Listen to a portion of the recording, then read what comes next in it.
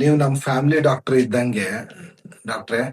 ನನ್ ಮಗಳಿಗೆ neat PG ಅಲ್ಲಿ MBBS ಸೀಟ್ ಸಿಕ್ಕಿದೆ, ತಗೊಳ್ಳಿ ಸ್ವೀಟ್ ನ. ಇದೇನ್ರಿ ಬಾಕ್ಸ್ ಅಲ್ಲಿ? ಹಾಗಾದ್ರೆ ನಿಮ್ಮ ಮಗಳು MBBS, MD, DM, MRCP ಮುಗಿಯೋ ಒಳಗಡೆ 15 ಇಯರ್ಸ್ ಆಗುತ್ತಲ್ವಾ? ಅಷ್ಟರಲ್ಲಿ ನಿಮಗೆ ಕ್ಯಾನ್ಸರ್ ಬಂದು ಡೆತ್ ಆದ್ರೆ ಚಾನ್ಸೇ ಇಲ್ಲ. ನನಗೆ ಶುಗರ್ ಇಲ್ಲ, BP ಇಲ್ಲ, ಹಾರ್ಟ್ ಪ್ರಾಬ್ಲಮ್ ಇಲ್ಲ, ಮೋಸ್ಟ್ ಇಂಪಾರ್ಟೆಂಟ್ ಸ್ಟ್ರೆಸ್ ಫ್ರೀ ಆಗಿದ್ದೀನಿ. ಅದು ನಿಮ್ಗೆ ಗೊತ್ತಲ್ವಾ ಡಾಕ್ಟ್ರೆ? ನೀವು ನಮ್ ಫ್ಯಾಮಿಲಿ ಡಾಕ್ಟರ್ ಅಲ್ವಾ?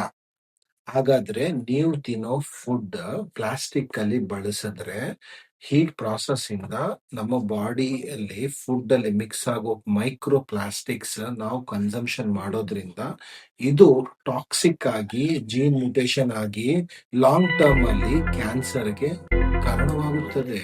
ಇದು ಹಾಗಾದ್ರೆ ರಿಯಲಿ ಸೀರಿಯಸ್ ಇಶ್ಯೂ ಅಂತೀರಾ? ರೀಸೆಂಟ್ ಆಗಿ USA ಅಲ್ಲಿ ಜಾಸ್ತಿ ಪ್ರಾಸೆಸ್ಡ್ ಫುಡ್ಸ್ ಪ್ಲಾಸ್ಟಿಕ್ ಕಂಟೈನರ್ ಅಲ್ಲಿ ಇಟ್ಕೊಂಡ್ ತಿನ್ನೋದ್ರಿಂದ ಒಂದು ಪೇಷಂಟ್ ಅಲ್ಲಿ ನಮಗೆ micro plastic blood and brain ಅಲ್ಲಿ ಕಾಣಿಸಿದೆ. ಹಾಗಾದ್ರೆ ನಾವು ಪ್ಲಾಸ್ಟಿಕ್ ಬಳಕೆ ಮಾಡೋದು ಕಮ್ಮಿ ಮಾಡಿ ಹಳೆ ಕಾಲದಲ್ಲಿ ನಾವು ಊಟ ಮಾಡೋದಕ್ಕೆ ಕ್ಯಾರಿಯರ್ ಬುತ್ತಿ ತರ್ತಾರಲ್ವಾ, ಅದನ್ನ ಯೂಸ್ ಮಾಡ್ಬೇಕಂತೀರಾ?